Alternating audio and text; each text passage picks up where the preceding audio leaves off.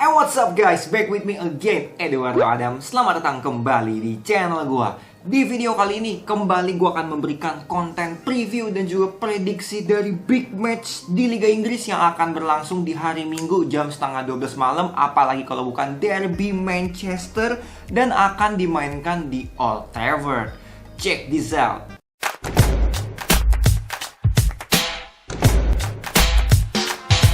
Oke, mungkin buat lo semua yang penggemar MU, penggemar City, udah pasti lo semua nunggu-nunggu pertandingan Derby Manchester kali ini. Kenapa? Karena bisa dibilang di musim ini itu dinamika atau bisa dibilang pertarungan dari kedua tim ini naik turun ya. Kalau kita lihat pertemuan pertama di musim ini itu di ajang EPL, bermain di Etihad, itu City kalah 1-2 dari MU. Bukan agak sih, bagi gue sangat mengejutkan karena bisa dibilang pada saat itu pun City di semua bursa taruhan tuh dijagokan untuk menang. Tapi nyatanya pola permainan MU tuh sangat-sangat tidak ditebak pada saat itu menurut gue. Dan akhirnya mereka berdua ketemu lagi di ajang EFL Cup, Piala Liga Inggris. Dan pada saat itu ketemu, City berhasil lolos dengan agregat 3-2. Tapi kalau gue lihat ada perbedaan permainan antara leg pertama dan juga leg kedua. Dan itu akan gue bahas sebagai dasar prediksi gue di video kali ini. Tapi kalau kita lihat dulu dari posisi di klasemen, ini menurut gue akan jadi pertandingan yang sangat-sangat panas, sangat-sangat krusial, terutama buat MU. Kenapa? Karena kalau kita lihat dari posisi di klasemen, itu MU di posisi 5, beda 3 poin doang sama Chelsea di posisi 4 yang merupakan zona Liga Champion. Posisi MU poin 42 sama Wolves poin 42, bahkan dikuntit sama Spurs dan Sheffield dengan 40 poin di bawahnya. Jadi bisa dibilang kalau menurut hitung-hitungan gue, ini posisi 3 dan posisi 4 atau bisa dibilang 2 spot sisa di Liga Champion itu benar-benar diperebutkan sama 6 tim, lo bayangin. Karena poinnya nggak terlalu jauh sebenarnya.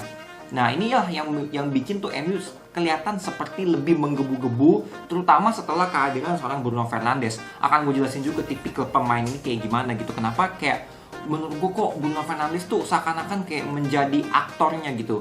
Aktor di lapangan tengah, bahkan sampai ada jokes yang gue baca gitu ya, dibilang lo mau MU menang, passing aja bolanya ke Bruno Fernandes. Itu kan gila menurut gue. Tapi setelah gue lihat-lihat tipikal permainannya dan gue lihat cara MU main dengan kehadiran seorang Bruno Fernandes, itu menurut gue ya, gue harus akui beda banget, asli beda banget. Kalau lo fans sejati MU, lo pasti tahu gitu bahwa permainan Bruno Fernandes itu cocok banget buat MU gitu. Gue kan suka beberapa kali bilang, dan mungkin beberapa orang banyak yang gak setuju gitu, bahwa gak mungkin satu orang pemain bisa mengangkat performa tim. Atau banyak yang sering bilang, ini tuh kerjasama tim, bukan cuma pengaruh satu orang pemain. Gue setuju. Tapi sebenarnya ungkapan itu juga nggak bisa dibilang salah 100%.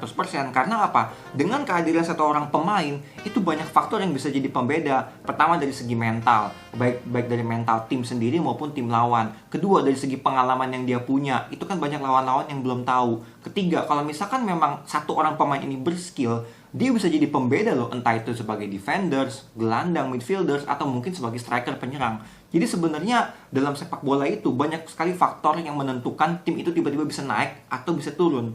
Kayak gitu, karena sepak bola itu bukan matematika, sepak bola itu seni. Dan itu banyak banget aspek yang bisa bikin sepak bola itu menjadi lebih menarik. Dan sekarang kita akan coba bahas dari MU dulu ya. Statistik, gue coba bahas dulu. MU 9 pertandingan terakhir, 6 clean sheet dari 7 pertandingan di kandang mereka alias Old Trafford. That's why menurut gue ini City harus waspada.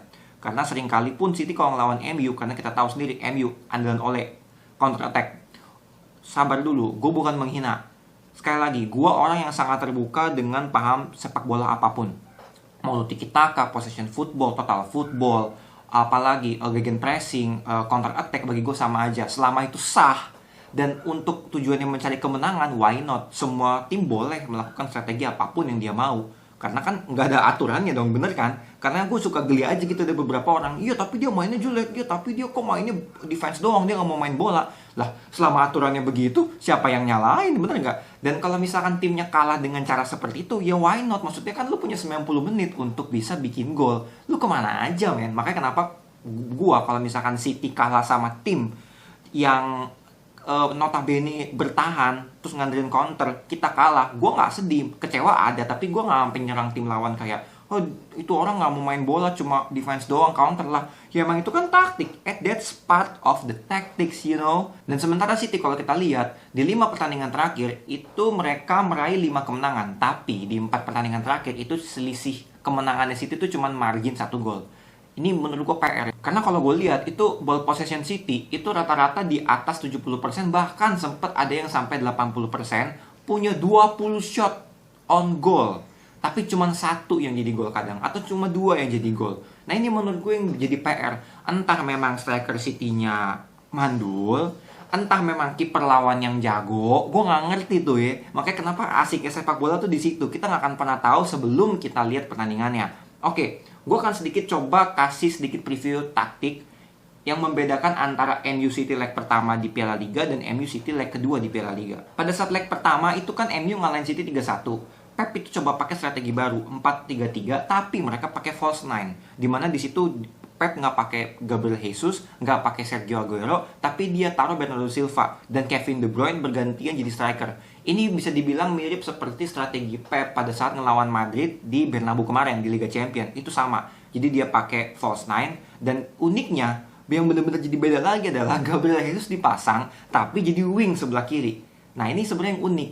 Karena di leg kedua pun kita lihat juga pas City kalah 1-0, bahkan kedua pelatih itu pakai taktik yang beda loh. Oleh pakai taktik 3-4-1-2, Bruno Fernandes lagi-lagi di situ belum main. Jadi ini akan jadi pertemuan perdana Bruno Fernandes lawan Man City. Makanya gue excited banget ngelihat bagaimana responnya Guardiola dengan Man City-nya kalau ketemu Ole dengan Bruno Fernandesnya. Karena gue sedikit amazed loh, gue sedikit acungin jempol buat MU yang bisa berhasil akhirnya ngerekrut seorang Bruno Fernandes. Karena menurut gue ya, pemain ini tuh bukan cuma sekedar gelandang serang biasa, atau nggak lu. Dia punya visi di setiap sentuhannya menurut gue.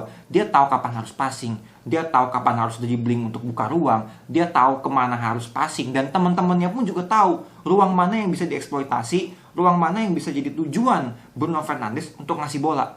That's amazing gitu menurut gue. Dan ini sebenarnya pemain inilah yang udah lama banget hilang dari kubu MU gitu. Dan disayangkan juga MU kehilangan Marcus Rashford, terus juga Maguire kayaknya belum bisa main. Menurut gue sih ya kayaknya dia nggak main sih lawan City. Please lah Maguire. jadi defense-nya agak sedikit bolong gitu ya. Tapi janganlah, Laporte masih cedera.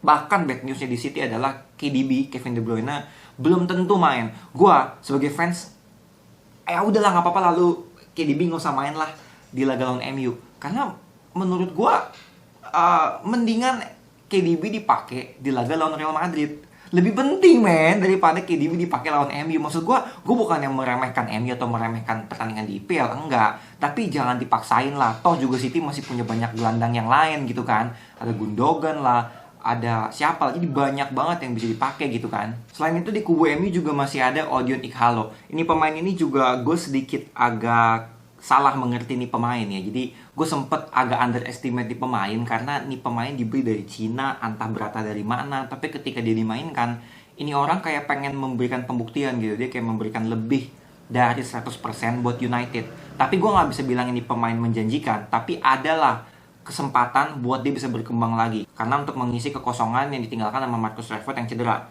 Nah, ini sebenarnya ujian juga buat dia. Apakah Ole akan naruh dia sebagai starter lawan City? Karena menurut gue kalau gue jadi Ole, kayaknya gue akan coba pasang dia jadi striker.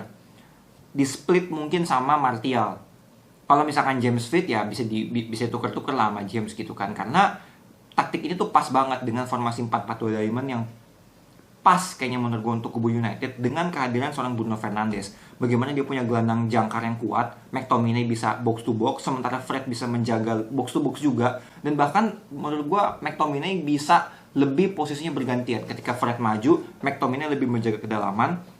Dan ketika pola penyerangan diberikan kepada Bruno Fernandes, itu strikernya bisa split antara Odion Ighalo dan juga entah Martial atau nggak Daniel James. Kayak gitu menurut gue. Dan formasinya yang akan dipakai sama Ole kayaknya dia akan pakai formasi 3 back lagi, 3 back. Jadi ketika City akan ngontrol pertandingan, ngontrol bola, itu pasti 2 wingback akan turun sehingga akan terbentuk formasi 5 back. Ini yang paling kadang-kadang bikin City tuh frustasi gitu karena mereka kayak kurang sabar. Mereka kadang juga kalau gol dia terlalu menggebu-gebu untuk nyetak gol.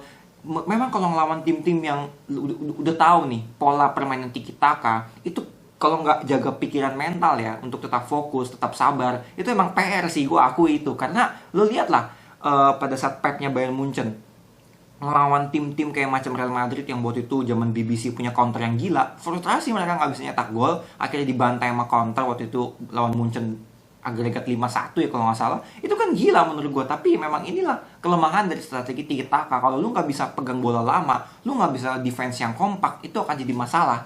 Oke, jadi ini pertandingan yang bakal menarik banget. Jadi kalau gue boleh memprediksi sih, ini fair-fairan aja ya keduanya ya.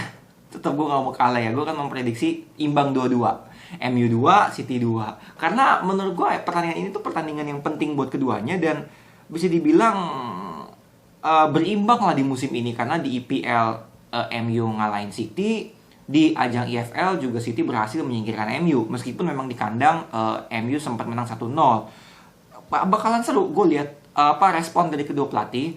Prediksi lu kayak gimana? Tulis di kolom komentar. Gue pengen diskusi sama kalian. Oke, thank you so much guys for watching this video. Buat lu yang suka sama channel gue, subscribe sekarang. Dan jangan lupa nyalain tombol lonceng notifikasinya, biar lu tahu setiap kali gue upload video, nggak cuma soal video bola. Gue juga suka kasih video-video yang menghibur, kayak macam reaction yang lucu-lucu ya. Jadi buat lu yang punya video-video lucu, video-video yang cringe di Instagram, lu boleh mention ke gue di Instagram nih. Jangan ragu, jangan sungkan. Follow juga Instagram gue biar lu tahu nih gue di Instagram tuh mau bikin konten-konten apa lagi. Oke? Thank you so much guys for watching this video. I'm Eduardo, I'm signing off. Remember, we only live once, so spread the love and stay positive.